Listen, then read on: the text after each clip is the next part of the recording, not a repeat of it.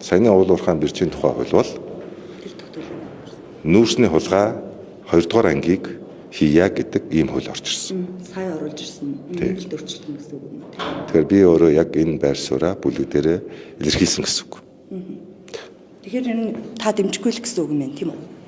Одоо тэгээд бид нар ер нь нүүрсний хулгай гэд баахан улсын хурлын гишүүдийн нэр дуудаад за тагаас сонсгол зохион байгуулж нийт улсаараа л нэг юм болсон шүү дээ. Тэгээд ер нь үр дүн гэд энэ гурван асуудлыг илчилж байхад одоо тэгээд үүний араас нь явах нь бүгэл ахаад бүр 2 дугаар хулгай 2 дугаар ангийг оруулж ирлээ гэж байгаа нь ямар учиртай юм бэ одоо?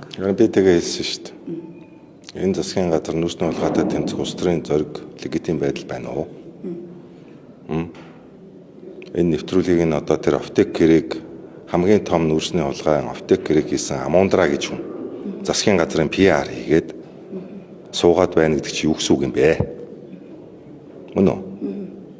Би Амундрагийн дуутахад ирээгүй хүн нүүрсний гэрээг сурталчлаад засгийн газрын PR хийгээд суугаад байна шүү дээ. Тэгэхээр ч одоо нэгсэндээ засгийн газар бол нүүрсний хулгайтай тэмцэх хүсэл байхгүй байна л анханасаа байгаагүй гэсэн үг юм шүү. Тийм учраас би тэр үнцэн 15 давхартай офис суудаг гэвдтэй. Би тийм учраас 15 давхраас орж ирсэн хуулийн төсөл байна гэж харж байгаа. За таас төрийн одоо нөгөө бүтээмжийн менежер, хяналтын менежер ер нь энэ засгийн газрыг та нөгөө бат тулгын засгийн газар болсон байна ч гэлөө тийм утгатай үгэлсэн. Тэгэд энэ нь бас ямар учиртай та үүнээсээ олж бас намын дарагтайгаа маргалцсан л гэдэг асуудал яваад одоо та. Гэхдээ энэ дээр одоо юу гэдэг хин нэгнээс айгаад гэдэг юм уу тэгээд ах шаардлага бол тань байхгүй үгүй л гэдэг.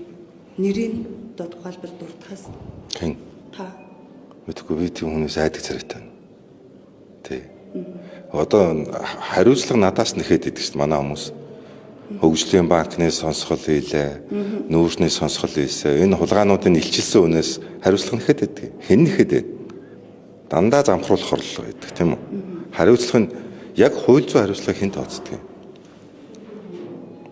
Хуулийн байгууллага шүүх тийм үү? Тий. Би өөрөө шүүгч байж туслахгүй те. Хэрэг рүү ороод аль нэгэн хүнийг би барьж аваал. Хүмүүс бол тэгээд байсан шүү дээ. Одоо яг энэ сонсгол хийсэн дахимаас нь шууд одоо гав зүгээл ачи авчих гээд би гав зүүж ачдаг хүн биш шүү дээ. Би илчлээд байна шүү дээ. Илчлээд байна шүү дээ тий. Гэхдээ нотлох баримтаар илчлээд байна шүү дээ. Бас тий. Тэг хамгийн гол нь нотлох баримтуудаа хувь шүүхийн байгууллагад хүргүүлсэн юм.